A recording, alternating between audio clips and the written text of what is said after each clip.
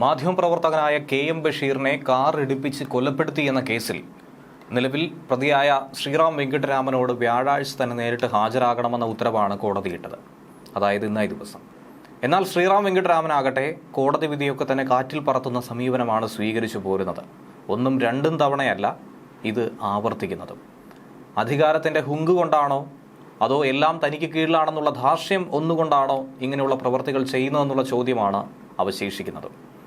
പക്ഷേ കോടതി കൃത്യമായ നിലപാട് കടുപ്പിച്ചു കഴിഞ്ഞു.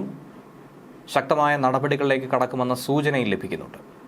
തിരുവനന്തപുരം അഡീഷണൽ സെഷൻസ് കോടതിയായിരുന്നു ഈ ഉത്തരവിട്ടത്. കുറ്റം ചുമത്തൽ സംബന്ധിച്ച് വാദം ബോധിപ്പിക്കാനായി ഇന്നലെ വരെയായിരുന്നു കോടതി സമയം അനുവദിച്ചിരുന്നത്.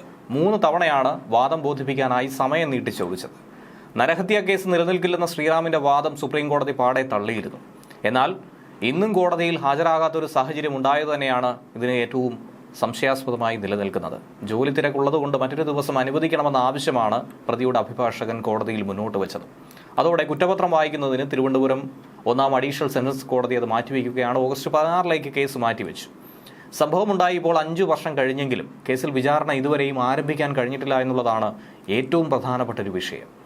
കേസിലെ പ്രതിയായി പറയപ്പെടുന്ന വ്യക്തിയാകട്ടെ ഉന്നത സ്ഥാനങ്ങളിലും ഇപ്പോൾ ഇരിക്കുന്നു, ഉന്നത പദവി അലങ്കരിക്കുന്നു. 2019 ഓഗസ്റ്റ് 3 പുലർച്ചെയാണ് ബഷീർ വാഹനമിടിച്ച് കൊല്ലപ്പെടുന്നത്. തിരുവനന്തപുരം സ്വദേശിയായ വഫ ഫിറോസിന്റെ പേരിലുള്ളതായിരുന്നു KM ബഷീറിനെ ഇടിച്ചിട്ട ഈ വാഹനം ഓടിച്ചതാകട്ടെ വഫ ഫിറോസ് ആണെന്ന് വരുത്തി തീർക്കാനുള്ള ശ്രമവും അതിനിടയിൽ ശ്രീറാം വെങ്കിട്ടരാമൻ നടത്തിയിരുന്നു. മദ്യപിച്ച് വാഹനം ഓടിച്ചു എന്നുള്ള കണ്ടെത്തലായിരുന്നു അന്നേ പുറത്തു വന്നത്. വണ്ടി ഓടിച്ചത് റഫയാണെന്ന് ആദ്യം പോലീസും പറഞ്ഞിരുന്നു.